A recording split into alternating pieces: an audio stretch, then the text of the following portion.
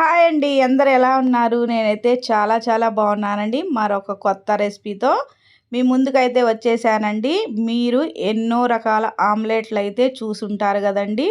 ఈ మసాలా ఆమ్లెట్ని ఎలా తయారు చేసుకోవాలో ఇప్పుడు ఈ వీడియోలో చేసి చూపించబోతున్నానండి.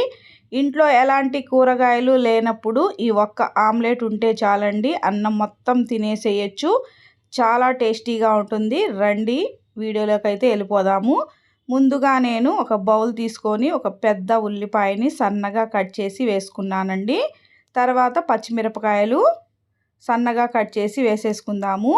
అలాగే కొద్దిగా ధనియా పౌడర్ అండి, ఒక అర టీ స్పూను గరం మసాలా,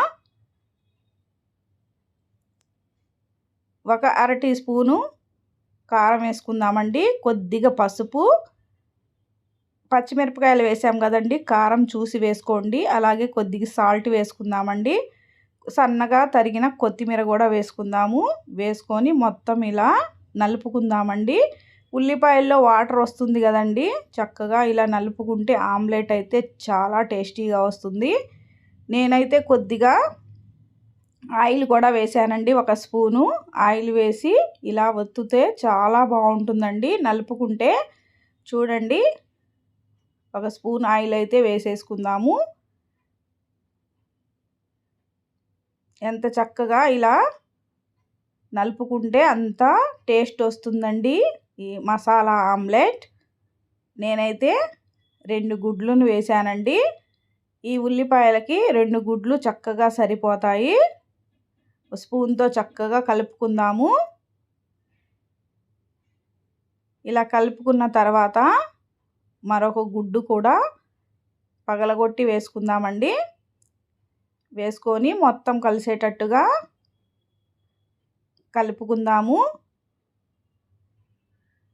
ఎంత బాగా కలిపితే అంత బాగా పొంగుతుందండి ఈ ఆమ్లెట్. మసాలా ఆమ్లెట్ చాలా చాలా టేస్టీగా ఉంటుంది.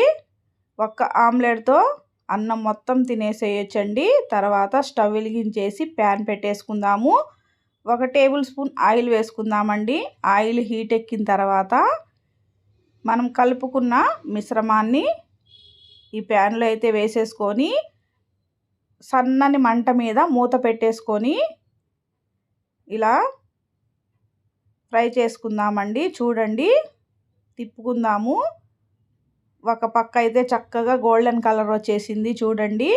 మరో పక్క కూడా అలాగే కాల్చుకుందాము. ఆమ్లెట్ అయితే రెడీ అయిపోయింది. వేడి వేడి అన్నంలో ఎలాంటి కూరలు లేకపోయినా ఈ ఒక్క ఆమ్లెట్ ఉంటే అన్నం మొత్తం తినేసేయచ్చండి. చాలా చాలా టేస్టీగా ఉంటుంది. మీరు కూడా మీ ఇంట్లో ఒకసారి ట్రై చేయండి. ఎలా వచ్చిందో కామెంట్ చేయండి. కొత్త వారైతే నా ఛానల్ని సబ్స్క్రైబ్ చేసుకోండి. ఇప్పుడు వేడి వేడి అన్నంలోకి వేసుకొని చూపిస్తానండి. టేస్ట్ అయితే అదిరిపోతుంది. ఇలాంటి ఆమ్లెట్లు మీరు చేసి ఉంటే కామెంట్ చేయండి.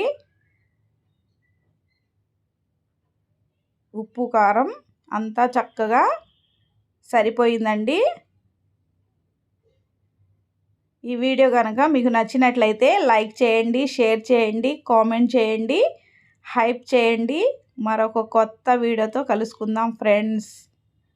Thank you for watching. ఒక చిన్న లైక్ ఇవ్వటం మర్చిపోకండి. మరొక కొత్త రెసిపీతో కలుసుకుందాం. Bye bye.